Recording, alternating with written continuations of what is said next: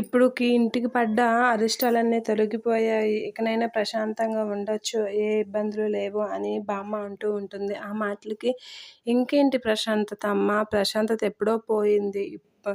బా మొన్నటి వరకు రాజు బిడ్డ అని చెప్పి ఇంట్లో పెంచారు. ఇప్పుడు రాజు బిడ్డ కాదు అన్నయ్య బిడ్డ అని చెప్పారు. ఇప్పుడు ఆ అన్నయ్య బిడ్డ కాదు మాయ వచ్చి నిజం చెప్తుంది అన్నారు. ఇక అన్నయ్య బిడ్డ కాదు, రాజు బిడ్డ కాదు, ఎవరి బిడ్డ కాదని చెప్పి అనాథ బిడ్డని ఇంట్లో వగ్గేసి ఆ మాయ చక్కగా చేతులు దులుపుకొని వెళ్ళిపోయింది. ఈ బిడ్డని ఇప్పుడు ఎవరు పెంచుతారు?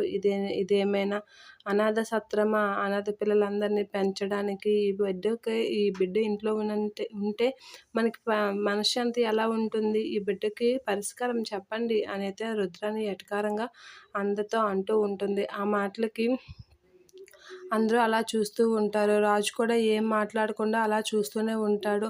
తను మాత్రం తప్పు ఎవరిది లేదని చెప్పి వేరే వేరే మీదకి నెట్టేసి చక్కగా వెళ్ళిపోయింది. మరి ఈ బిడ్డ మాట ఏంటి అని అంటే కావ్య అలా చూస్తూ మీరేమైనా అనుకోనంటే నేను ఒకటి చెప్తాను. నేను ఆ బిడ్డని పెంచుకుంటాను. ఇంట్లో అడుగుపెట్టిన తర్వాత నేను ఎవరిని ఏమీ అడగలేదు.